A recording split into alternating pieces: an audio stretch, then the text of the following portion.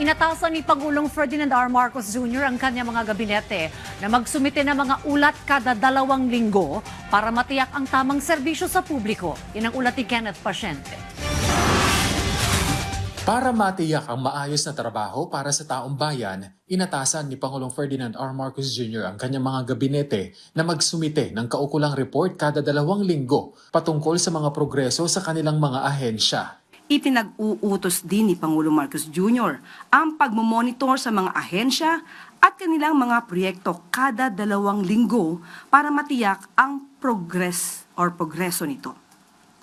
Huwag ninyong subukang magbigay ng maling report. Ayon sa palasyo, paraan ito ng Pangulo para matiyak na nagagawa ng tama ng mga ahensya ang mandatong ibinigay sa kanila at makapagbigay ng serbisyong nararapat sa taong bayan at maiwasan ang nangyari partikular sa mga flood control projects kung saan nai-report na tapos na ang mga proyekto ngunit guni-guni lamang pala. Nilinaw din ng Malacanang na walang partikular na ahensyang pinatutungkulan ng Pangulo kundi para ito sa lahat ng departamento.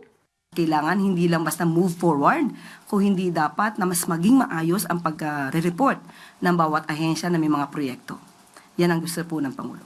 Ang sinabi niya, kapag nagkaroon ng report, ayaw niya po na dahil lang sa magkakaroon ng monitoring every 2 weeks, ay maliin ang report o papugiin ang report. So ayaw po ng Pangulo na maling report. Tutukuyin pa sa ngayon kung sino ang maaatasang sumuri para sa mga ipapasang report. Sinabi na rin daw ng Pangulo na walang mangyayaring rigodon sa mga miyembro ng gabinete. Kasunod ito ng puna ng ilang senador na bakit karamihan sa mga miyembro ng gabinete ng Pangulo ay nasa acting capacity pa rin. Tinitingnan pa naman sa ngayon ng Pangulo ang mga dokumento ni DENR Acting Secretary Rafael Lotilla. Natanong po natin ang Pangulo kanina.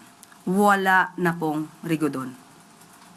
At ang mga pangalan po ay isusumite sa Commission on Appointments as soon as possible.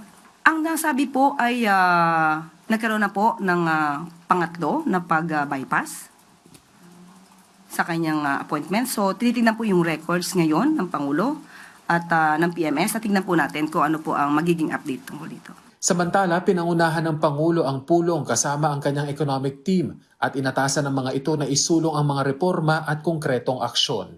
Napag-usapan sa nasabing meeting ang mga estratehiya upang iangat ang ekonomiya ng bansa. Kabilang na ang digitalization upang mapabilis ang trabaho. Inutos ng Pangulo na pabilisin ang pagpapagawa ng mga infrastructure projects, lalo na ang mga school classrooms. Kenneth Pasyente para sa Pambansang TV sa Bagong Pilipinas.